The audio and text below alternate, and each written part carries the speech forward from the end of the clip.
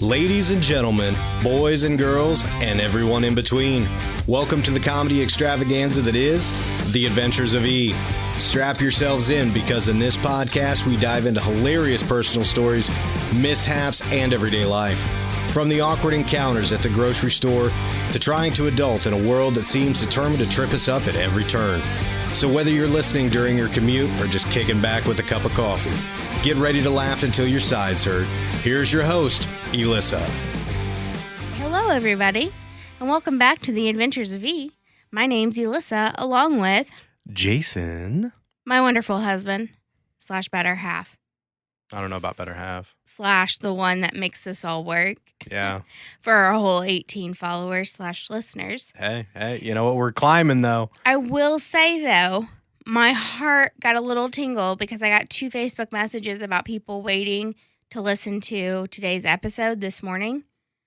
Yeah. Which obviously we weren't able to record like usual for multiple reasons, one being because of the weather. Yeah, we had some electricity. technical difficulties, so we're a little bit behind schedule. Sorry, everybody.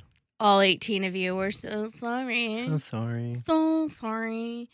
So I would be very rude if I did not say Happy Nurses Week Happy Nurses Week. because I am a nurse. Yes. And I know a lot of wonderful, wonderful nurses that I want to say Happy Nurses Week to, obviously, and thank you. And a lot of other nurses that I know, also Happy Nurses Week. Happy Nurses Week. Happy Nurses Week. Happy. So hippie. I hope all you nurses out there get more than just a t-shirt and a pizza this week, but I highly doubt it because we know those bonuses aren't coming. But Hopefully it's, sleep, because, they work all the damn time. yeah, I think the other day for me, because I worked overnight with no sleep. Uh-huh. Yep. Because I make bad life choices. Sometimes. Yes, it happens. The following day for Nurses Week was the soda day. The soda day. What's Yeah. the soda day? I get. Oh, the marketing geniuses at the hospital I work at. Oh. Soda day was you got to pick out your own soda and add things to it. Like, I don't know if it was supposed to be like an Italian. I don't really know. I didn't. Jesus, I thought the car business was bad. Hey, thanks for all your effort. Here's some pizza some on the soda. side. Yeah, soda Like- and pizza. Jesus. Thanks for doing all you do. Here, wipe this person's ass. Here's some pizza. Do you remember that? What? So when I worked on another unit about our manager putting up quotes. So Vaguely, yes. So my old manager, God love her heart, had this whiteboard and she would put up motivational quotes. Okay. Now on the weekends when I worked, at that time I worked nights, it was my job to put like snarky quotes that like we couldn't get in trouble for, but they were funny. They were still like hovering on HR Nightmare. Hovering, just like Hovering. we were like Like cringe, like levitating like Doctor Strange. like cringe level 2. Okay. You know what I mean? Like Yeah. So like a 0 to 10, you were a 2. I was allowed to be like 2 to 4, give or take on Give the or day. take. Okay. So that was my thing because everybody who worked on Saturday day was hateful and they enjoyed the dark humor I had. But anyway, our manager, hateful hags. Our manager put up this quote, this motivational quote on the board, and it was like, instead of waking up today and being like, I have to go to work today, you should be like, yay, I get to go to work today. Now, I understand the thought process behind that. Right. But when you're telling a bunch of nurses and techs this, hovering around COVID time, it just didn't land well. You know what I Right. mean? So somebody took a picture on their phone of that like motivational quote and printed it out and then wrote a personal letter that was like, yay, I get to go to work and wipe ass all night. Yay. Well, they posted it in the locker room, which she never went in. Right. She saw it and lost her ever-loving mind and was like just so distraught that we made fun of that. But how can you not? Right. And you also have to be able to laugh at yourself too. Like, you have to be able to motivate people, but you also have to be able to have fun with it too. Well, and let's be honest, when COVID really started to hit, I didn't work in a high acuity area that I do now. Right. So we saw things differently, but we were definitely still feeling the effects, especially like patient load wise. But to say like, yay, I get to go to work today. Like nobody was in that headspace. Like it was just like wrong time. Yeah, no, I mean, that was very much, I remember that with you. It was very much like, just grit and bear it. And you know what? This is what I do. And just move forward. Just keep swimming. You pulled a Dory. No, I really did. But around that time, do you remember me telling you about how I lost my mind in the med room? Yes, I do remember that. About a patient who was very confused, very combative, called 911 on me. Yes, I remember from in the hospital, right? That's doubling down right there. No shit. He called 911 on me. And so we have 911 calling us back. So I get my ass chewed that my confused patient called 911, et cetera, basically using up, resources. I went in the med room, and the way it was set up, like there was 2 tight corners on the side. As soon as that door shut, because that was a safe place for us. As soon as that door shut, I was like, God damn son of a bitch, like, just because it was one of those days, and of course, this is what would happen to me. Yeah, it was like an isolation room. You had to just kind of let off that steam and be like, fuck this. And I mean, like, it was a run of profanities. Yeah. And I look up, and I see this poor guy that I didn't see standing in the corner, like, looking at me wide-eyed, like, Am I going to get murdered in this med room? I'm dying today. So, come to find out, he's from pharmacy. We'd never met. He'd worked there forever. I had 2. And we became best friends. Oh, yeah. His name's Mark. So, Mark looked at me after this run of profanity, and I said, I'm really sorry about that. And he just looked at me. He goes, it's okay. Are you okay? I said, clearly I'm not okay. And I smiled. We kind of giggled and went on about our day. Well, every time, like that's been years ago, like 4 or 5 years ago. Every time I see him, he's like, "Am I called 911 on you lately?" I'm like, actually, I had somebody threatened to the other day. Yeah. And he just giggles every time now he sees me. Now, is he a listener? I told him to listen. And he calls me E because he can't say my name. He's like, E, I don't know how to find it. So I go, give me your phone. Right. So I found it and I saved it for him. And I sent him my phone number. I was like, just save my phone number. If you can't find it later, I'll help you, Yeah. God love those. Excuse me, I'm hiccuping. God love those older generation. Anyway, I was like, is your wife going to be like, hey, who the fuck's this in your phone? And he was like, we've been married 30-some years. She don't give a shit. I was like, that's fair. Fair enough. That's fair. And I just walked away. Yeah. So I don't know if he's listening or not. If he is, Mark, I appreciate you listening to me vent in the med room. But anytime he sees me now delivering meds or something, he's like, hey, E, what's going on? Any new good stories? I can't talk. Good news stories, new good stories. I couldn't say it. Well, if you listen to the podcast, you'd hear the news stories. I haven't seen him in a while. Ah, gotcha. But I was like, you should totally listen because then you get to hear all these stories about how, like, I pissed myself and I collapsed a chair and I hurt my leg and bust my twat and all these things. Yeah. So, I don't know. I hope he's listening. Yeah. We'll see. One of these days. So, on, like, the whole Nurses Week thing, I don't know. So, I kind of got a little passive-aggressive about the cringy comment. The cringy comment. Yeah. So I recently got, not recently, about 6 months ago, got called cringy by my manager. Oh, yeah. Yeah, I do remember that. In a room full of people, by the way. Yeah. With me sitting there, of course. And, well, I mean, in all fairness, you are like an HR nightmare. No, I know that. But I think I was surprised that she called me cringe. I don't know if cringe is the specific word she used, but that's the word we're going to use. That's the word you heard. That's what I heard in my head. Yeah. Or what I associated with it. Right.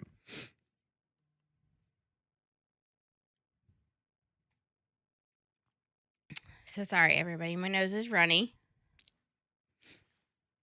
So all I heard was cringe. That's what I heard. Right. And she said, in a room full of people recently. Anytime I walk by a patient's room and I hear Alyssa crack a joke, I inwardly cringe and wait to see if the patients are going to laugh. Well, as an employer, yeah, I mean, that's fair enough. That's fair. And I was like, wait, did you call me cringy? And she was like, that's not the word that I use, but... And I was like, oh, but... And it's actually, honestly, it's fair. Fair. And here's why. Okay. Tell me why. I want to know why. I recently had my first time ever where I made a joke and I thought, holy shit, I have done it. I'm going to get fired. You pushed it over the edge. I did. But it wasn't even intentional. It truly, the one time, was not intentional. Well, and I don't even think you've told me about this. I think I have, but I don't think I've told you the whole story. So this is okay. Kind of like the whole chair, scenario. Yep. I got called out about that at work too the other day about how I was actually standing. But anyway, that's neither here nor there. Carry on. Carry on. Carry on, sir. So I had a patient and family. They were younger. Mm-hmm. They were very nice. Ask me if I knew I think it was a country singer. Mm-hmm. And I'm not going to lie, they were a family of black people. Okay. I'm just for context, I'm just saying that. They asked me if I knew who a country singer was because they had done a rap song with somebody recently. And I was like, honestly, no, I don't know who that is. Yeah, I mean, you listen to a lot of different music, but it's not necessarily any one particular type. No, and it's not always like new things. Like I go through phases where I listen to newer music, but it's not always that. Yeah, as long as you don't start listening to fucking Beyonce doing country, we'll be good. Just saying. Texas. Oh my God, don't you dare. Ain't no hold 'em. I only know that part from TikTok. I haven't even listened to the song. I hear it every damn day at work. It does kind of inwardly make me cringe and make me angry. It makes me very angry. Like, I hate that song. It's so funny, the weird things that make us so angry. Well, here, little sidebar real quick. So the radio stations that I work for, they have a country radio station. We have a local community station. We have an AM sports station. And we have a top 40 station. Now, I bet you have to hear it. Okay, so get this. It was originally on the country station and the top 40. Mm-hmm. But it didn't chart well on the country station for an extended period of time. So guess what? Programming was told to yank it. So it no longer plays on the country station. Thank God. Then you turn the radio dial to the top 40, and guess what? There it be. It's right back in rotation, and that shit pisses me off. Sorry, Beyonce, you suck at country. Stay in your lane. If you're going to say her name, say it right. It's Beyonce. Beyonce. Anyway, so they asked me if I knew who this was. I was like, no, whatever. Then they said, excuse me, I hiccup again. My God. I only drink water today, people. No Monacos or anything like that. Little touch of the tiz right now. I got the tism. Anyway, I'm so sorry. Anyway. Sorry. They asked me if I knew who Lizzo was, and I stopped. And this is where it got a little hairy. Okay. I stopped, and it just flew out my mouth, and I had no time to prepare, to stop it, or prepare for the reaction. I said, guys, I'm white, but I'm not that white. I know who Lizzo is. And the whole room went dead silent. And I thought, fuck, I've did it now. I'm going to end up in HR for this one. And then all of a sudden, they just all busted out laughing. And then we were best friends the whole stay. Yeah. So it was great. But I could see why I could be cringy. Yeah, and yeah. But I also think that, like, you'd probably spend enough time with them that they kind of figured out what your personality was. No, I think we were like 20 minutes into the shift, and I already came out swinging. You were just like, fuck this. I'm just going to fuck this world up tonight. Yeah, I think that's how it went. Okay. Because I think I was on night shift at that point. I don't really remember. I've switched so many times. I'm a switch hitter.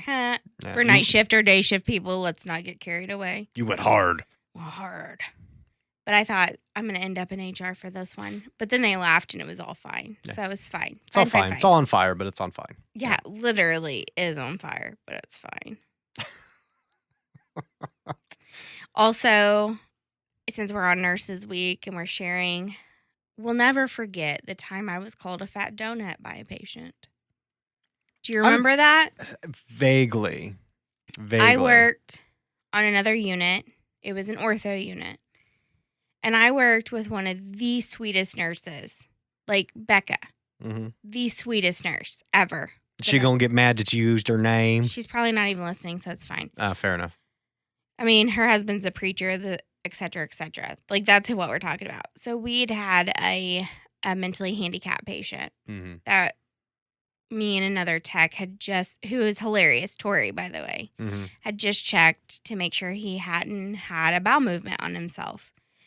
So it's nighttime, and all of a sudden we smell this horrific smell. Like, I mean, toes curled, my nose hairs singed and dyed, like just the fog of like just green smoke. Yeah. Like we might all pass out, like that kind. Yeah. And I was like, oh. And so I looked at Tori and she's like, we got to check the patient again and make sure that they didn't have a bowel movement. And you're like, nope. And I'm nope, like, oh man, I really don't want to. So we go to check this patient, and they started yelling out different things and then called us fat donuts.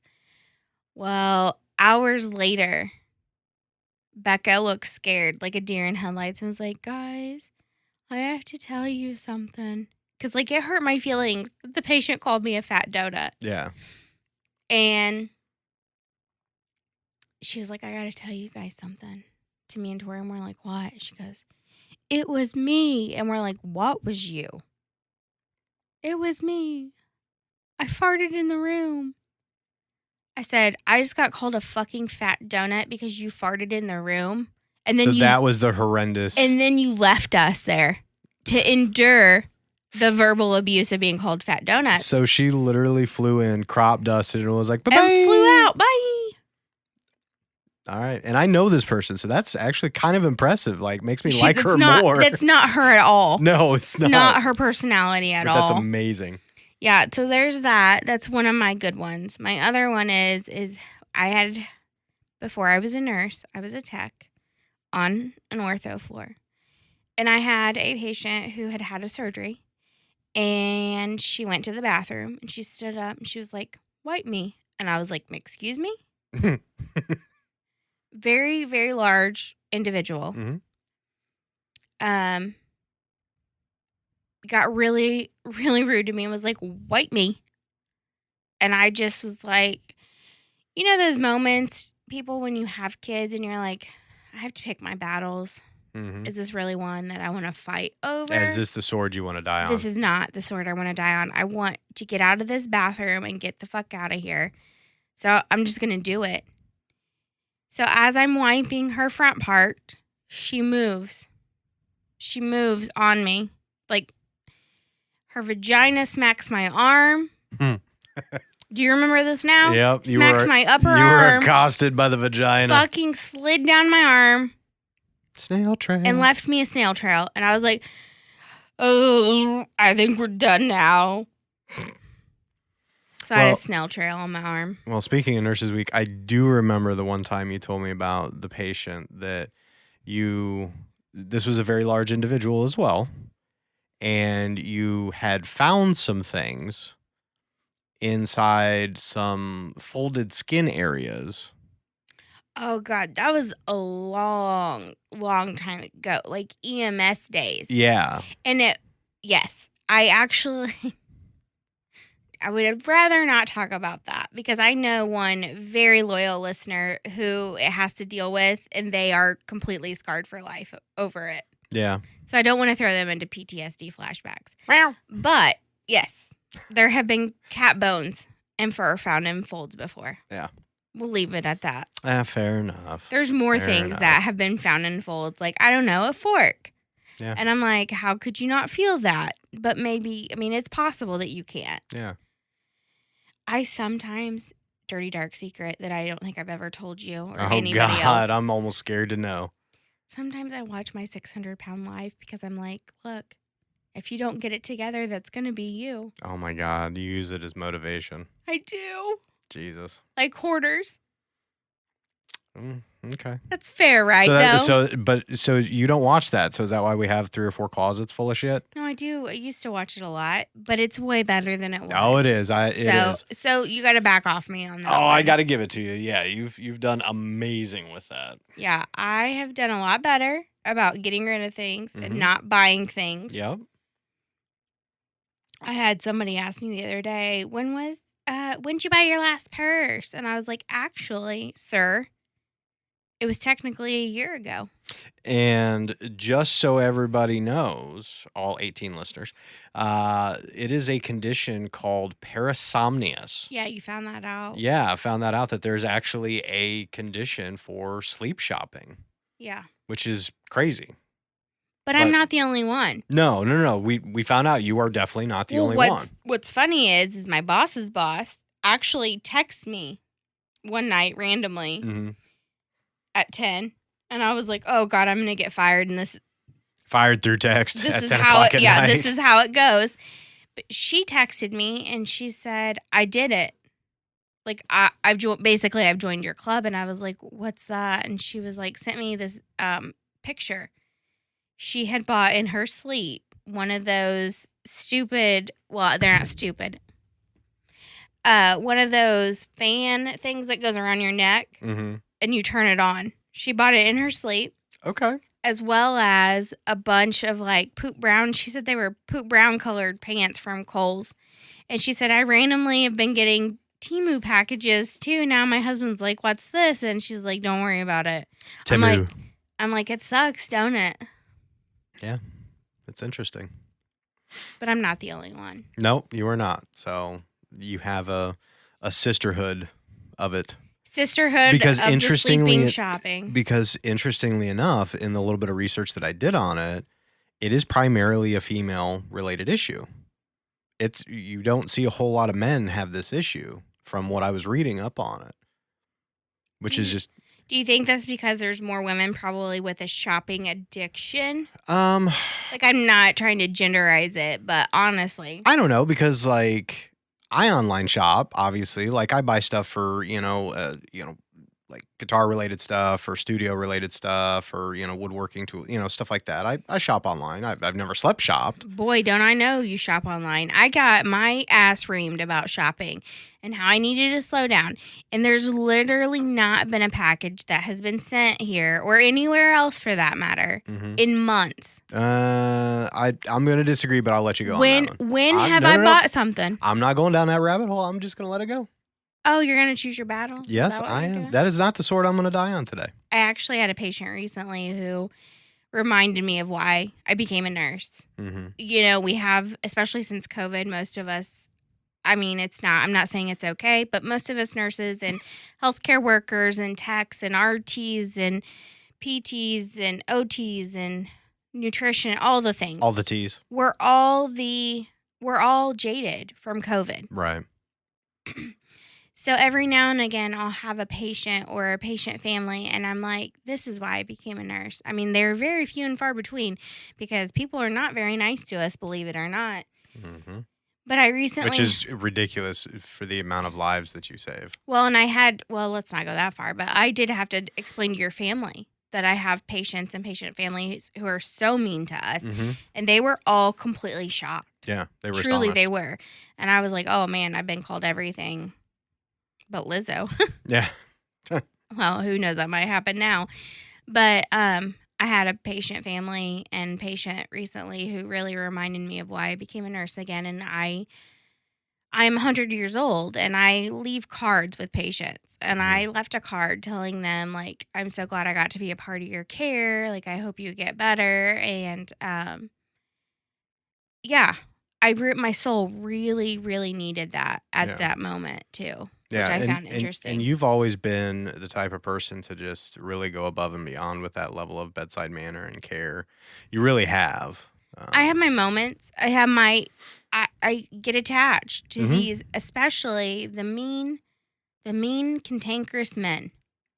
Well, yeah. I mean, they're your spirit animal. Well, that's usually who they give me. Yeah. Because they know, like, I'll put them in their place and it'll be what it is. But, like, I end up getting attached. Shut your mouth, Earl. Yeah, I end up getting, well, I don't say that, but, well, yeah. I may have jokingly, but I get along with them. Yeah. And they tend to be like my favorite patients. Yeah. Because you give it right back to them what they dish out. Yeah, and usually that's all they needed. Mm-hmm. Or they needed a little bit of banter. And so my new favorite phrase is, laughter is the best medicine unless you have diarrhea. And then they all start giggling. And one of my patients recently did have diarrhea. And they even giggled really hard. And he was like, oh, I better not do that. Oh. Yeah. Oh. The Midwest. Sorry. Oh. Excuse me. So anyway, I just basically wanted to say Happy Nurses Week. There are a few crazy stories that I have. I have many more in my arsenal, but I'll save them for another day. Yeah. Saving them for another day. Saving them for a rainy day. Yeah. So tell me about how your day today has gone. I'm interested to see because I've been at work. Been busy with a lot of things with work and okay. So tell me all the good things. Well, I'm going to get deep. Okay. I'm going to get deep, real deep. And for those of you who may not know me outside, like in the real world, I have a lot of like weird things that happen to me that I call them coincidences. But at some point, there are too many of them to be coincidences. Yeah, there's more to it. Yeah. So first of all, let me just tell you this. I realize why we're the white trash and everybody hates us in the neighborhood. I don't think everybody hates us. I just think everybody's scared of us. Okay, well, I got an answer for you. What happened was I opened the garage door earlier to take out the trash, and Mr. Roper was out, and I was like, big ballin', nope, I'm not taking my trash can out there. I'm not getting stuck by him. Not going to get close to him. Yep. Nope, not There's a certain it. proximity where he won't mess with you, but if you get too close, he'll engage with you. Yeah, and the sidewalk is too close. Yeah, far too close. For comfort. So I'm standing in the garage, the dogs are barking, and I'm like, God damn it, guys, there's nobody here, it's me. And then I said to myself, this is why probably nobody likes us. And then I keep going, and I go outside, and we have a woodpecker in our tree. Mm-hmm. Yeah, that little bastard's going to town. Well, he's fucking with me. We're at war. Oh, okay. All right. Well, not really, but kind of. This is what had happened. First of all, don't come for me. I haven't had my prescription checked in 7 years. So my eyesight's not the best. Yeah. And how many times have I told you to get your eyes checked? Anyway. Yeah. That's what insurance is for. So I was in the garage and I heard him. And I walked out and he was going ham still, like pecking on the tree. And I was like, sir. And he stopped. And I'm trying to like find him and I'm squinting up in the tree. Now here's my question. Is Mr. Roper still standing outside? No, this is before that. Okay, this is before that. Okay, because that would have been interesting if he thought you were talking to him. No, this was before that. I can't remember what I was outside for at that moment. I think it was just to look at the flowers. Gotcha. Honestly. Because I like to do that too. It makes me feel like summer is here. Right, yeah. Even though technically it's not. Yeah, our landscape's starting to look pretty nice. Yeah, and so I was checking out the trees, that kind of thing. Yep. Looking for that, bird that one day you're minding your business, and the next day you know what a titmouse is, which is a bird. And I'm like, it's always a titmouse, Okay. That's like the worst name ever for a bird, by the way. You just edumacated me. I know. Somebody else educated me. Yeah. Okay. And then the titmouse stayed with me. The titmouse. I kind of like that. Titmouse. I'm going to have to figure out a saying for that or something. I wonder if the titmouse has a party tit and a regular tit, or if it's just one tit altogether. And I don't know. Did it come from a mouse or did it come from a bird? That's another question. Don't put the bird before the mouse. Ah. I know. I made myself giggle a little bit. Anyway, so I said, sir, the woodpecker stopped. I'm trying to find him. He won't peck anymore, so I can't find him, right? So I go back into the garage. I almost make it back to the door to the house. He starts pecking. I run to the edge of the garage because I'm going to find him. He sees me. He stops. Mm-hmm. And I'm like, oh. It's like so that. We're going to do that now. It's like that. That's cool. That's real cool. So I come upstairs to the podcast studio because that window faces the tree. Yep, you can look right into that tree. I'm looking in the tree. He's pecking. I'm trying to find him. I feel like he spotted me. He stops. I'm not joking. I shut the curtain and walked out that door. Mm-hmm. He started. And I'm like, now you're just taunting me. He's got x-ray vision. He must. He's got people vision. You know, and especially since we don't have any lead paint in the house either. There's that. Did you see that? I did. Sent you about the lead paint? I did watch that video. That's actually an interesting thought. It's an interesting hypothesis. We're not going to go down that rabbit hole No, today. We'll go down the lead paint rabbit hole another day. Yeah. But we'll share. But feel free to look it up. It's rather interesting. So I've been having this with the woodpecker. Yeah. Well, then I find out from you and a friend of mine that you can teach crows to barter with you. Yeah. With peanuts. Yeah. Had no idea that was a thing. Yeah. You can actually train a crow to bring you things, and it'll be your friend, and yeah. Oh man. It's a process, but it can be done. But I'm telling you what, I've dreamt my whole life about being Snow White. This is my moment.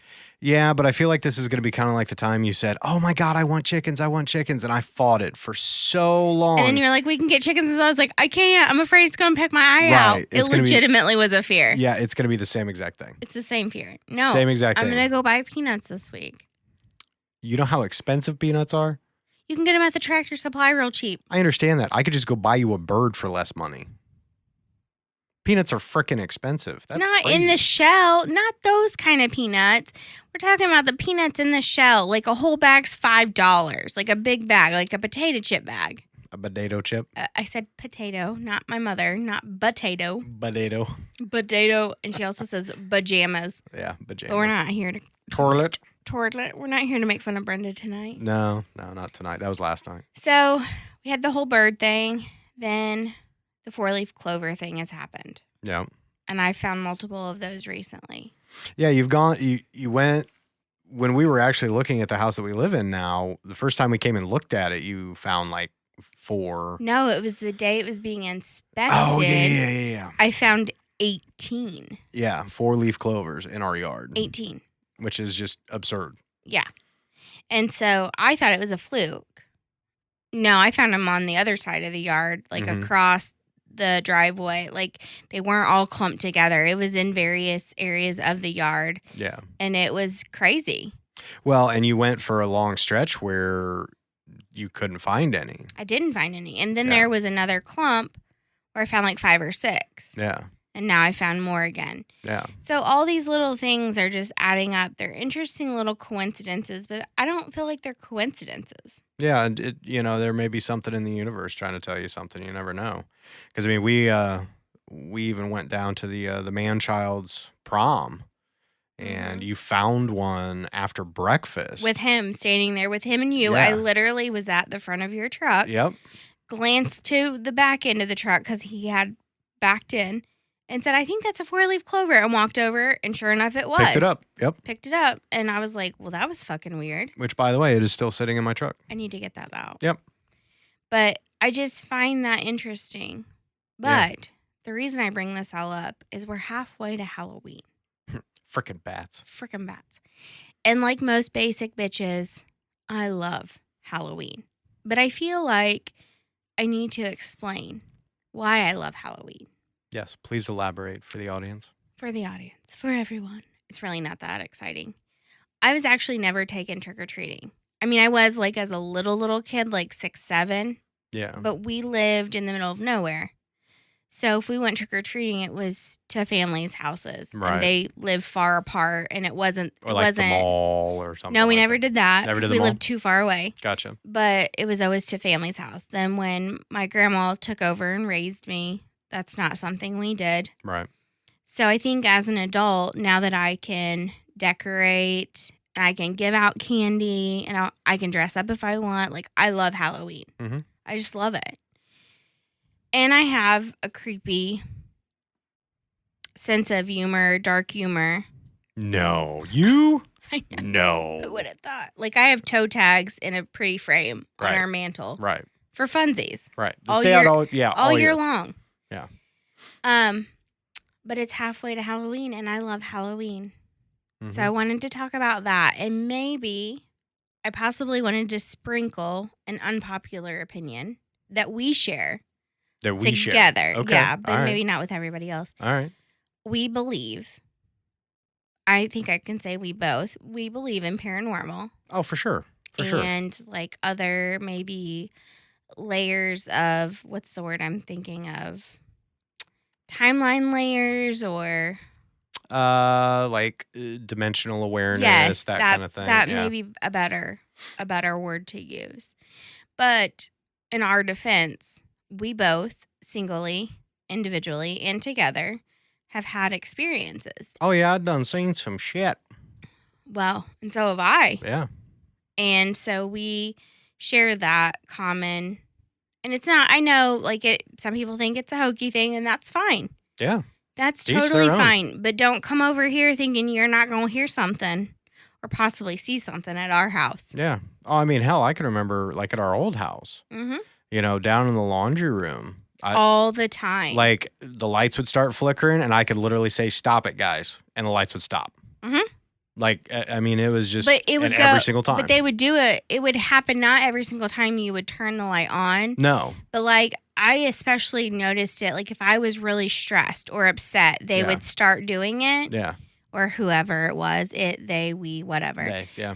But it would flicker like 3 or 4 times, and then once I said stop, it would stop. Yeah, and it wouldn't happen again for because you some even time. Tested our lights to make sure it wasn't something electrical. I replaced the entire electrical in half of that house when we renovated and did things and all that other stuff.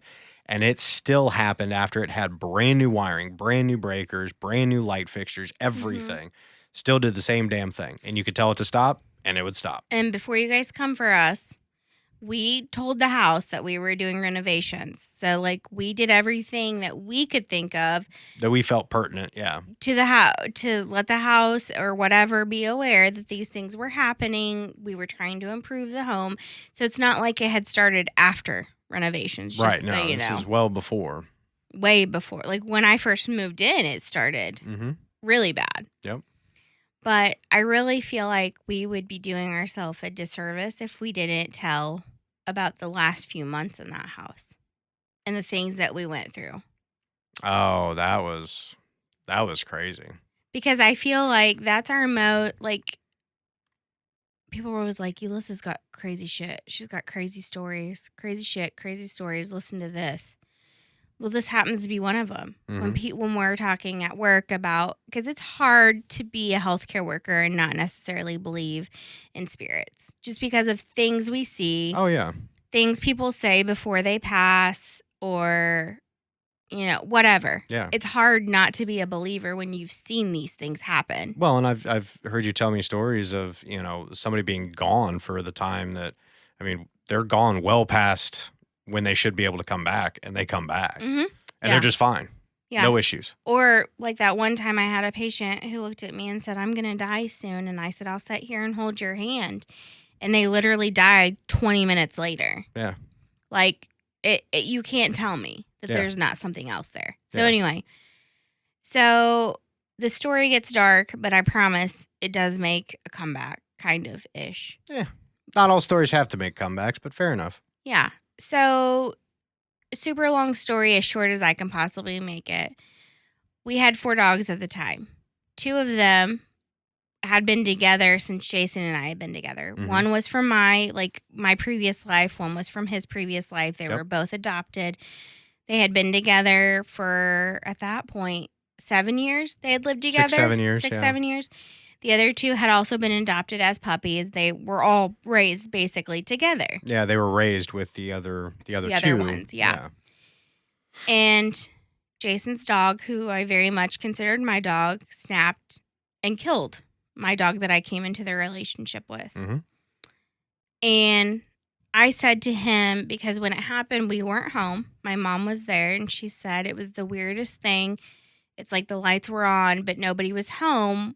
And when she had my mom's hand in her mouth, and she just looked checked out, my mom said, which was not her, the dog, at all. That's not how she acted. She was very, very different when it happened. Yes. And so I said to Jason, this is about the time we were talking about this all happened. She snapped and killed our other dog when we were talking about possibly selling the house and moving. But if you remember, we also had a house guest that had come in from out of town. That is right. Who then proceeded to tell us that she hadn't seen, what was the name? Josh? Or John? Oh, I don't know. She hadn't seen, she was a friend of my mother's. She told my mother, I haven't seen Josh. Let's just go with that. And my mom's like, you came alone. What are you talking about? And she was like, oh, well, I have this spirit that follows me everywhere I go. His name is Josh. Now, let me preface this. This is the first time this lady is visiting us from from Arizona. Yeah. Flew in from Arizona, picked her up at the airport, brought her to our house. She Didn't stayed know with her. us for the weekend. Yeah, we didn't know her at all. Never met her. No. But, Mom had known her for years, worked with her and all this other stuff. And basically, none of this was ever shared with her. And all their friendship and all the time. In all the years they had been friends. Yeah. She was like, Josh isn't with me. And my mom's like, what are you talking about? She was like, it's a spirit that's been with me basically since I was a kid. He follows me everywhere I go. Right. I don't know if it was supposed to be like a spirit guide situation. I don't know what the situation was. I don't really care, to be honest. She was in a bad situationship. She was in a bad situation in her own home. Yeah. So, but she said, since I've gotten here to Indiana, he's not been with me. Yeah. And we were like, well, this is fucked up. But okay, like we're very open. We're pretty non-judgmental, especially about things like that. Yeah, for sure. So Jason and I aren't home. This all goes down. At the time we were talking about selling our house. She killed our other dog. Super long story short, somebody comes that evening after we had to put her down. Yep. We had spent like 4 or 5 hours at the vet. Sobbing. Process. Are we going to have surgery? Are we going to do this? Are we going to do that? Like all these different things in the process of us wanting to try and, sell our house. And the whole moral of the story is we would do anything for our animals, but without her, she wouldn't have had a quality of life if we had let her live. Basically, is what it came down to. Yeah, and essentially the surgery was a 10% chance of survival. It was like 30% chance, but it was also $10,000 to $14,000. We were in the midst of getting ready to get, credit approved to buy a home. Yeah, so you can't touch anything in your bank. It was a whole ordeal. Of that stuff. Yeah, it was a whole ordeal. Not that we had at that time $10,000 to $14,000 just readily available to spend on our animal either. Like, let's be honest, we're normal people. Mm-hmm. We have money to take our dogs to the vet and feed them and take care of them, but like that's a big chunk of change. Yeah, for that going on. Yeah, in that specific time frame. So we put her down. That night, somebody came to our old house and said, "We heard you were going to sell the house. They were our neighbors' kids. They were like, we heard you were going to sell your house. Is there any way we can take a look at it? Like, we'll pay you whatever you're asking." And I looked at Jason and I was like, just let him come in, but just let him know, like, this is what's going on. Yeah, it's like an absolute shit show. Our dog just got mauled kitchen's in the earlier. Middle of being finished renovating. Like, literally, I had masked off the kitchen to, like, spray it for paint on the cabinet. It looked like a whole Dexter episode in there, but we're like, crazy. Sure, come on in. And they did end up buying the home, but in the midst of this, so like about 2 weeks go by after that, and we were sitting in the living room and we were getting ready to go to bed, and we had a tri-level house, which we decided to make the whole lower level our bedroom. Yeah, our master laundry suite, room. Yeah, huge closet. It's all about the closet, folks. Anyway, and I said to Jason, don't you find it weird that they had been together all these years, and now all of a sudden when we start talking about selling our house, this has happened? And I was like, most people would be like, well, it's your dog versus mine, and that's not how it was. They were very much both our dogs. They were our kids, yeah. Yeah, and that's not how we looked at the situation. So we ended up kind of not arguing, but we had difference of opinion on certain things, which was fine, and we decided to go to bed. Well, I'd already started packing, and I had, remember, like a 10-pile tote stack. Yeah, you had a monster, stack of clothes and bins and all kinds of things, yeah. And so we were talking in bed. No sooner did we turn out the lights, we hear a ginormous crash.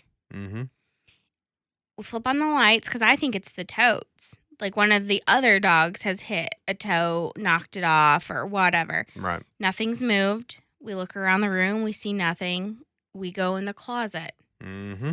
Everything from the left wall that had been there for years. Like I'd redone that closet like 4 or 5 years prior. Yeah. Like I'm talking like nice storage boxes that were on the shelf, that had been on the shelf for years prior to this. Yeah, hard plastic, not superly overly heavy. These were heavy duty shelf brackets. They were 3-inch lag screws into the studs. Like, well, and I had a picture hanging over my makeup table on that left wall. Everything from that left corner and that left wall ended up somehow on the adjacent corner on the other opposite side of the room. Like by the doorway, where remember that? Yeah, the whole shelf came looked down. Looked like somebody had taken their arm and just ripped everything and threw it. And ripped it down. Yeah. And that's what it was. And I was like so weirded out by the whole thing that I immediately like got sick to my stomach. Yeah. And I was like, this isn't okay. So I yell for Mom, and we're those people, don't judge me, don't come for me. We saged our house right then and there. So Mom starts to come downstairs, and she was like, yelled down and was like, is it okay to come down? And I said, yeah. So I was in our bedroom. Jason was in the closet. She comes downstairs and she says, why is Jason sitting in the reclining chair just rocking in the dark? He pops out of the closet and was like, huh? And she was like, what? And I was like, what? Yeah. We all ran upstairs, and there's nobody there. Mm-mm. Nobody there. Nope. And so then it begins.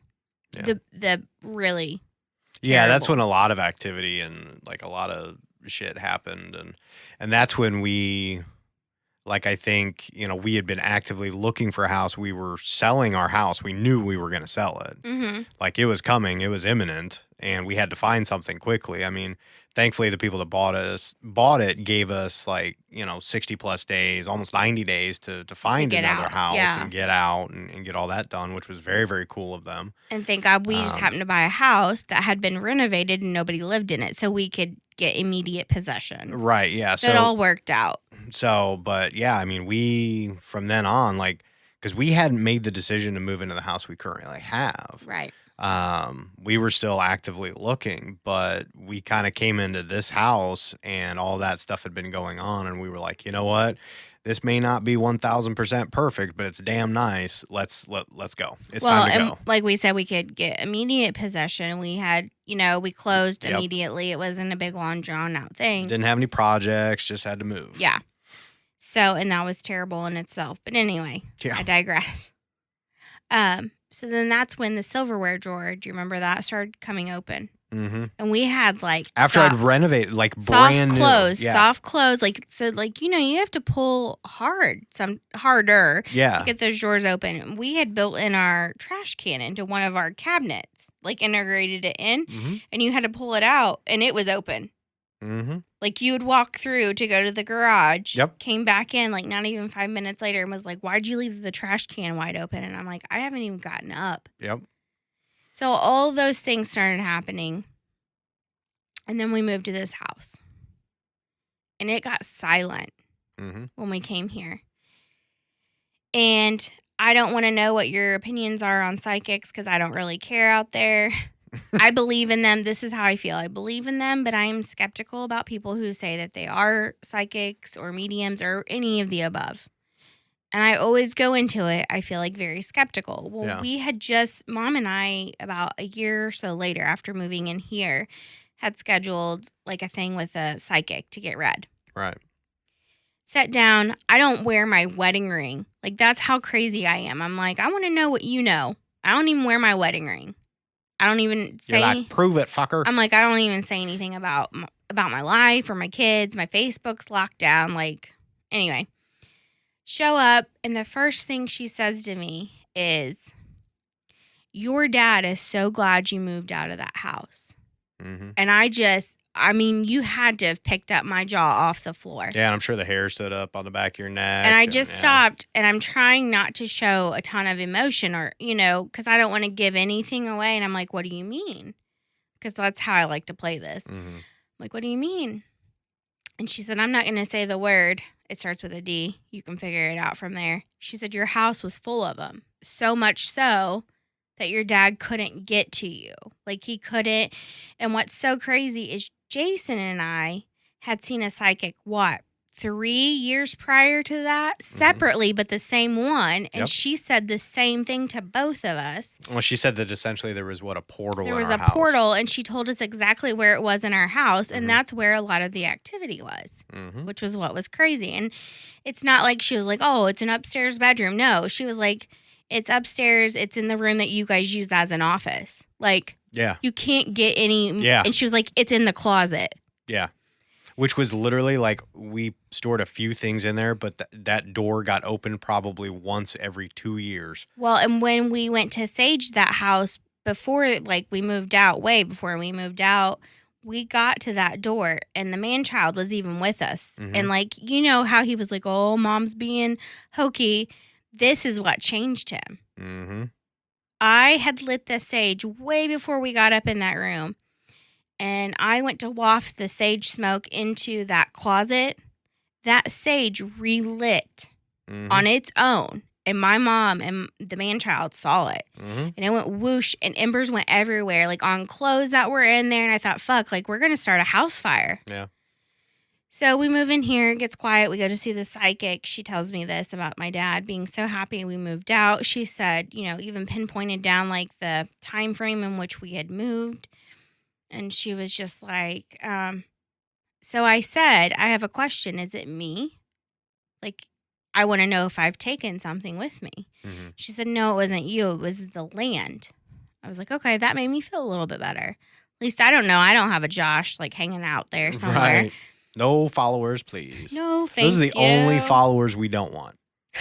Everybody else still won't follow, but that we'll get there. Because, guys, I got a heartfelt message there that Jason doesn't even know I have to pour my heart out about. Aw.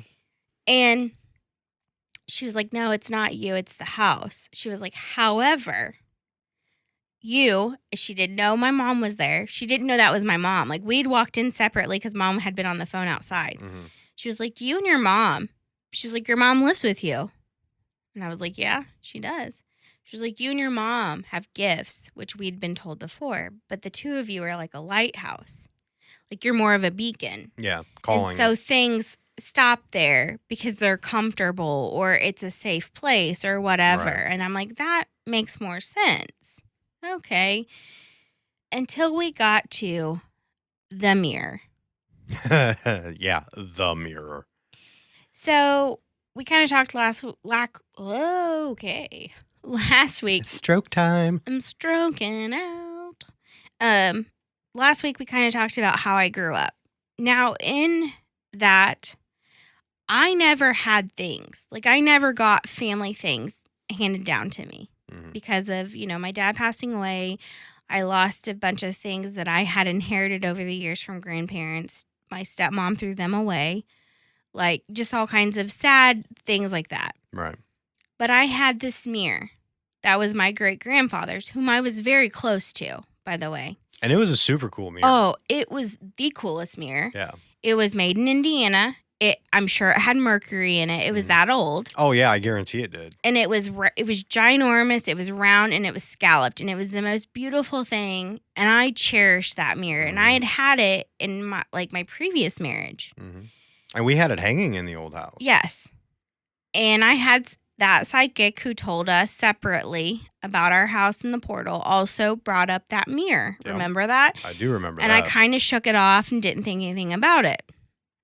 So when we moved into our new house, I was like, I know exactly where I want it to go, but I wasn't ready to hang things because I kind of wanted to live in this space before I just threw a bunch of stuff up on the walls because we have a lot of walls here. Like a lot of wall space. A lot of high ceilings, a lot of wall space. Yeah.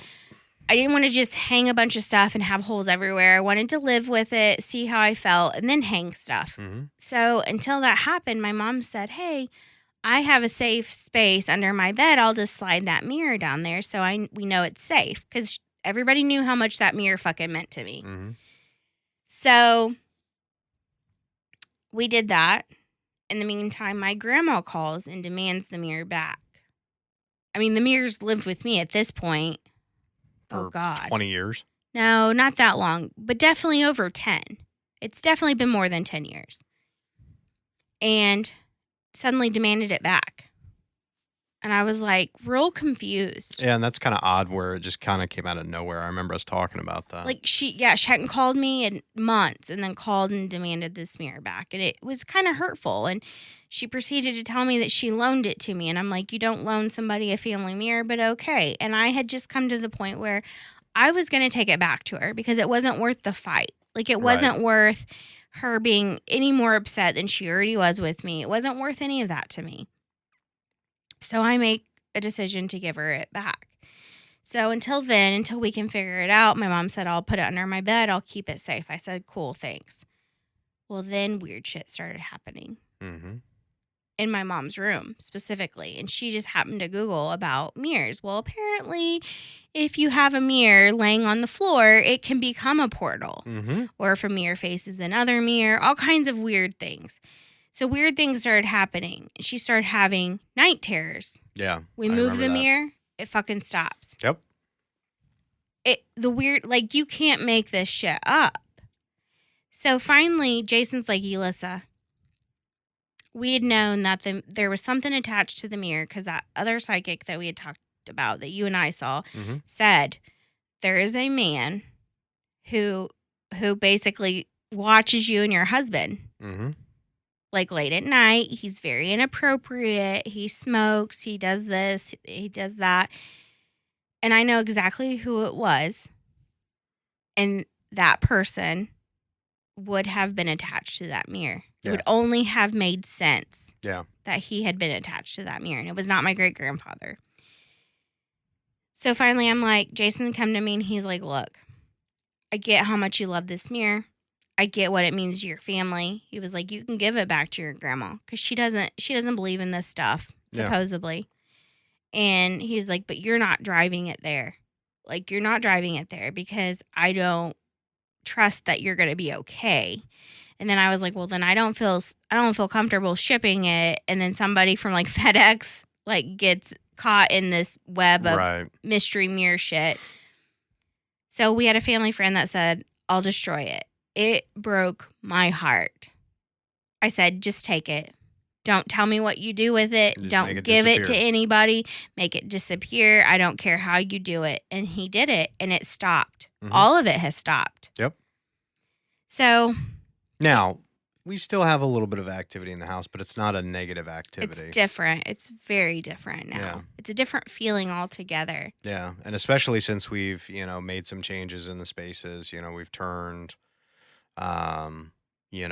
what used to be kind of like your craft room in our office and all this other stuff. I mean, we've really, invested the time and the energy into turning it into a dedicated studio, and it's very comfortable. It's very peaceful. And this used to be the room that we had the most issue with. Yeah, the most activity. Which I find interesting because it wasn't prior to doing the podcast. Yes, I came up and used it like as my craft room, but I wasn't in here all the time. Yeah. Like now we're in here, you're in here almost every day piddling with something. Yeah, working on something, yeah. And then we're here usually Tuesday night recording. Right. And we spend a lot of time up here like brainstorming and coming up with ideas and things like that. So it's used. And so it's very different. Yeah, we've started, now that we've started utilizing some of the, the auxiliary spaces in our home a lot more, they feel better, and it's interesting how that's kind of transpired over the. Well, I read an article that was like, if you have activity in your home and you do believe in that kind of stuff, usually corners or rooms that aren't used very often or that are messy or cluttered, they attract like kind of, I don't want to say negative, but like stale, stagnant energy. They pull energy, yeah. Yeah, and it creates these things. Well, then when we started leaving the doors open, because we would close the doors to our spare rooms. Yeah, I mean, heating and cooling, didn't want the dogs going in there messing with stuff, yeah. Once we opened all the doors up and started using the actual rooms, it has completely changed the vibe of our home. Yeah, for sure. It's much, much better. It's very weird. Do you remember when I used to make you look under all of the beds and in the closets when we'd been gone for a really long time and we'd come home late? Yep, or when we would travel and you'd make me check everything. Every and time. Clear the rooms every time we would go somewhere. Yep. And I still do when we travel, but it's not as bad as it used to be for me, at least anxiety-wise. But the reason I did that, and Jason, I know you'll remember this, when I worked at Gigi's. Yes, ladies and gents, I worked at Gigi's Cupcakes for like 3 years as a baker decorator. That's where I met one of my very best friends. Who will hopefully come on the podcast one of these days. One of these days. She's a very busy lady. Yeah. Anyway, I had been at Gigi's. I had worked. I had to be there at 5 a.m. It was around noon. I did my usual thing. This was at the old house. I was getting ready to take a nap. And I heard the dogs all stopped. I'll never forget it. This is when they were all alive. They all stopped and stared up the stairway in that hallway where the office was, where the portal was. Yep, up to the second floor. And I heard footsteps. And I mean, I hadn't been home very long. And I was like, okay, like I'm acting crazy. All right, whatever. I had the TV on. All of a sudden, I heard like murmurs. Like, you know, when you can hear two distinct people having a conversation, but you can't quite make out what they're talking about. Like they're just far enough away from you. Yeah, I hear it. So I mute the TV and it stops. I'm like, oh, okay, I'm really tired or I'm fucking officially losing it, which it could go either way. It starts again. The dogs start growling up the stairway. I hear footsteps again. Yeah, I remember you telling me about this. I was so panicked that I called him and I said, listen, he was at work. I said, listen, I think somebody's in our house. I said, I'm going to go through with my gun. Yes, people, we are crazy gun owners. We don't care. We're not crazy gun owners. It is called preparedness. Thank you very very crazy. much. We just happen to own a gun. It's two separate things. Correct. The gun never killed anybody. No. We might, but... Well, we're not planning on it. No. I said, I need you to stay on the phone with me. If you hear me scream, call 911. And he's like, what? I'm coming home. And I'm like, no, don't come home. In case it's not an emergency, I don't want you to come home. Like, you know, it's not fair. They don't want me to, have any issues with work or and get in like trouble. That. Yeah. So I go through the entire house. I mean, closets, under beds, everything. Find nothing.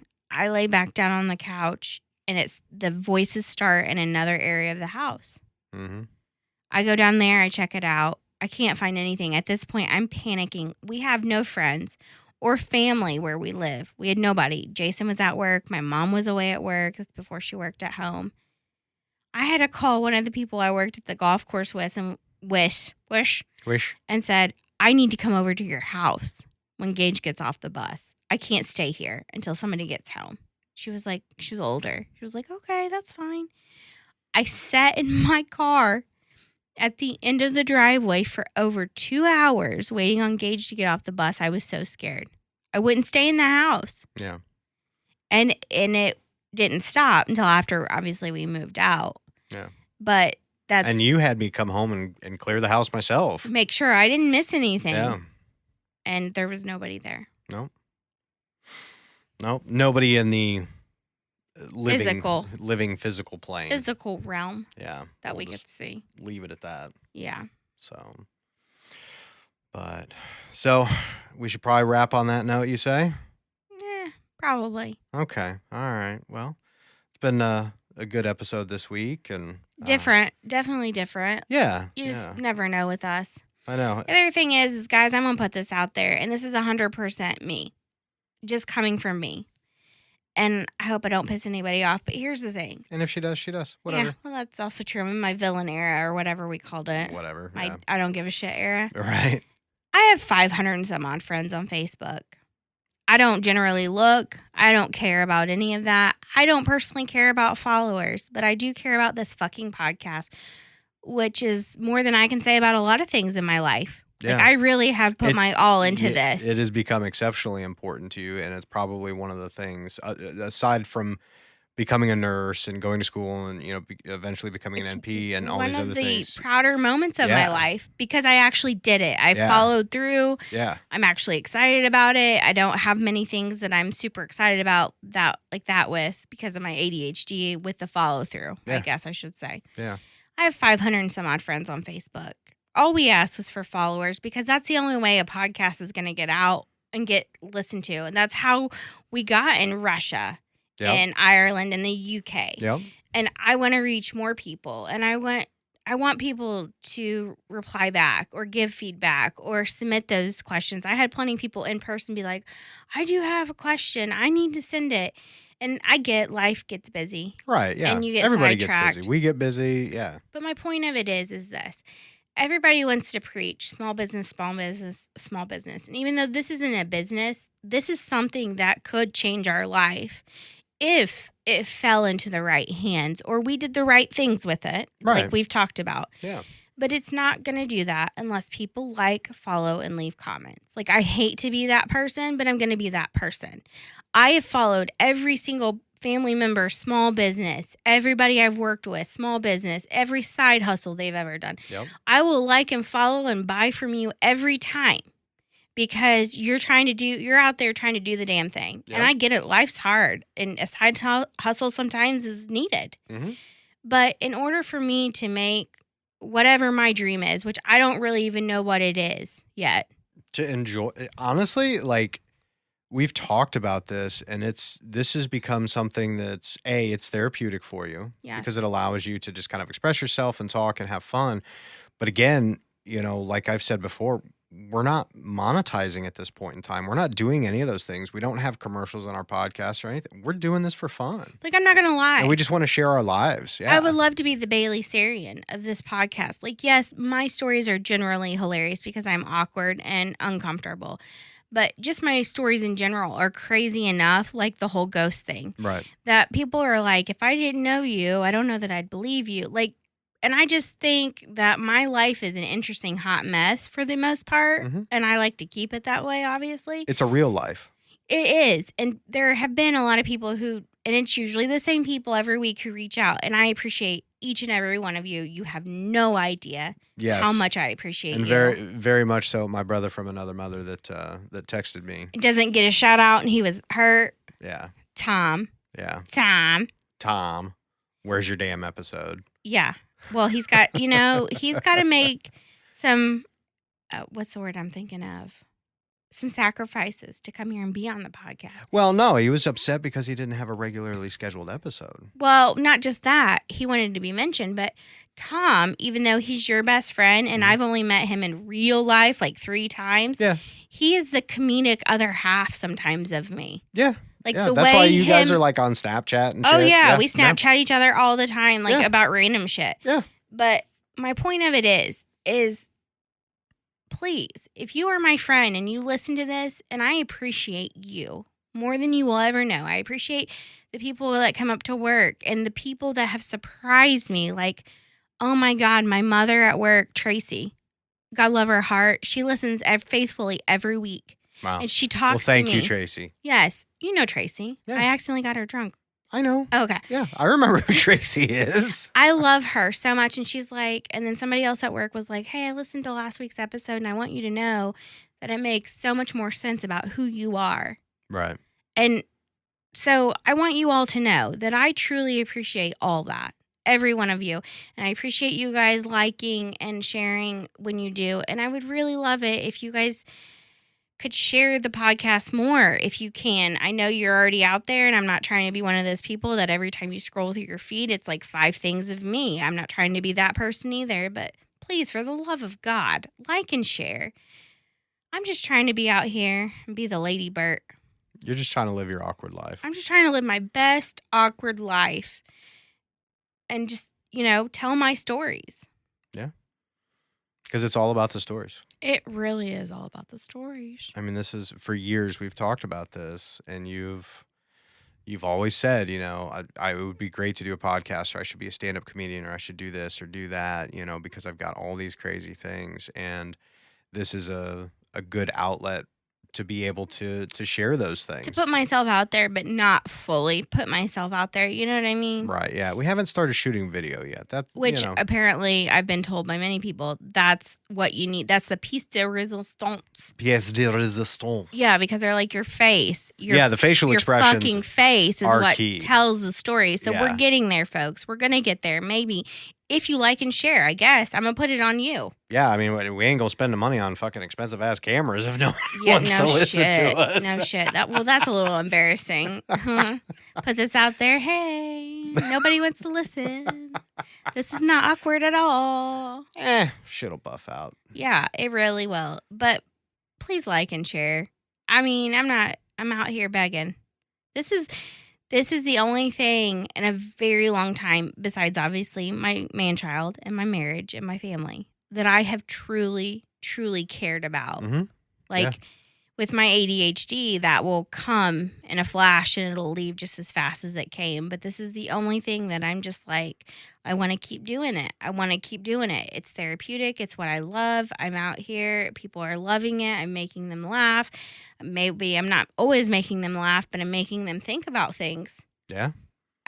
Different perspectives, different thoughts. Yeah. Well, and me being like, hey, now that I, have ADHD and it's more readily accepted. Mm-hmm.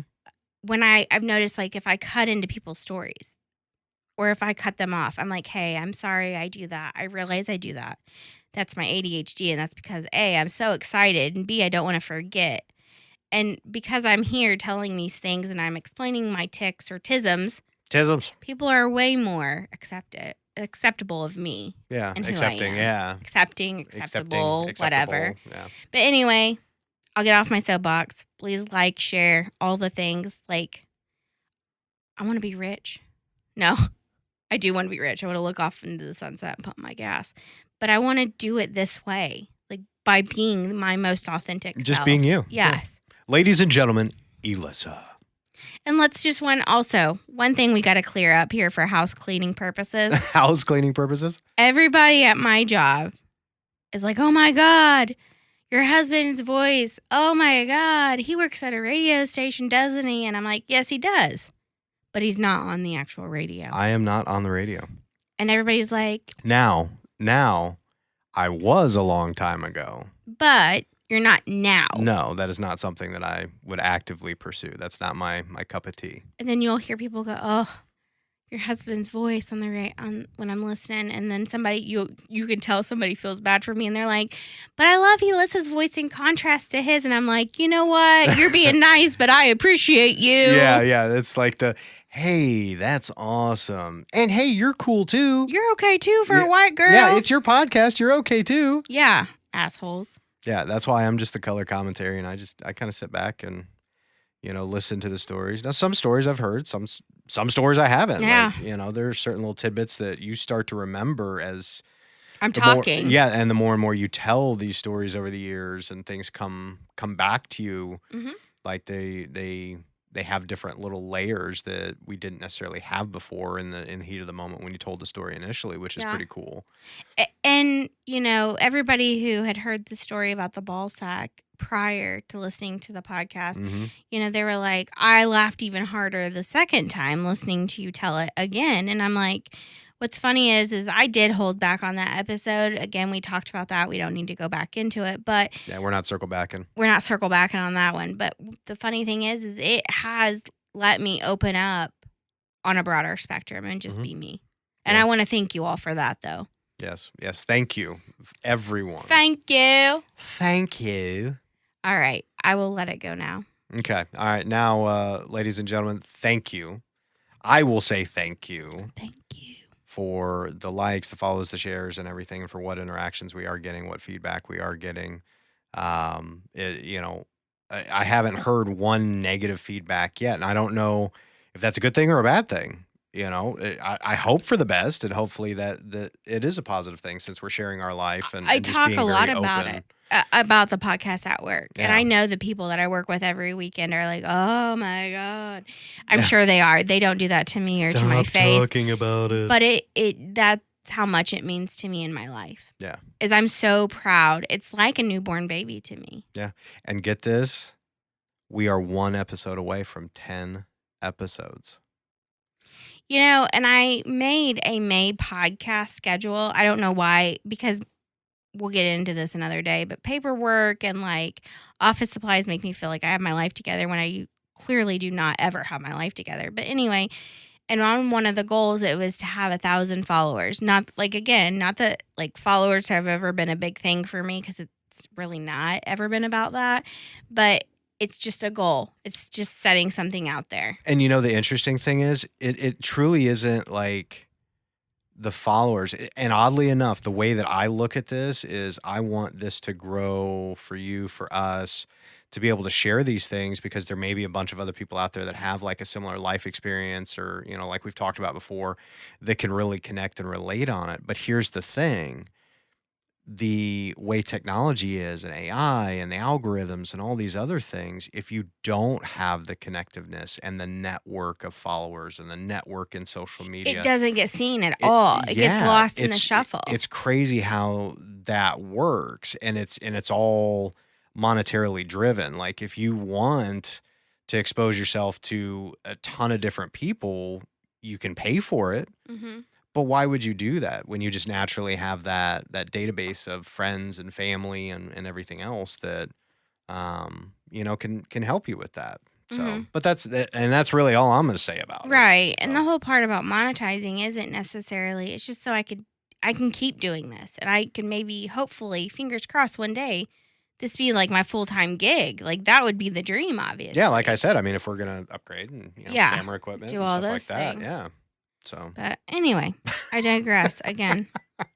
We'll get there eventually. It may take 6 months, may take 6 years. Who cares? But we're just going to keep doing it. I remember my point. Time out. Okay. All right. So we are circling back? Oh, no, not of that. Yes, we're circling back. But instead of 1,000 followers, we did have 99. I was like, well, no, we're one away from 100. Do we have 99 now? We had 99, and I was like, well, we're almost there. Because this morning we had 92. Oh, I thought we had 99. No, you looked at it wrong, didn't Surely I didn't lose. You probably should get some glasses, because it's been 7 years since you've been to the eye doctor. Shut up. And the two kind of look. I tried to go during COVID, and I couldn't. Yeah, but COVID's been over for shut up, 4 Jason. years. No, it's not. Bye bye. No, it's not. So, anyways, we'll move on, and thank you again, everyone. I'm not going to beat a dead horse with the like socials. I already have. I'm sorry. She's already soapboxed it today. I'm sorry. Yeah, sorry, not sorry. But no, we'll keep doing this, and we'll see you soon. Yeah, we'll listen to you soon. Listen to you soon. Talk to you soon. See you soon. Either way, you never know. We might throw a video out there. Who knows? Shit happens. So, all right. Well, we will talk to you next week. All right, guys. We out. Bye. Bye. Thanks, everybody, for listening. Make sure to share and like us on Facebook at www.facebook.com/The Adventures of E, and on YouTube at www.youtube.com/@Adventures of E. See you next time.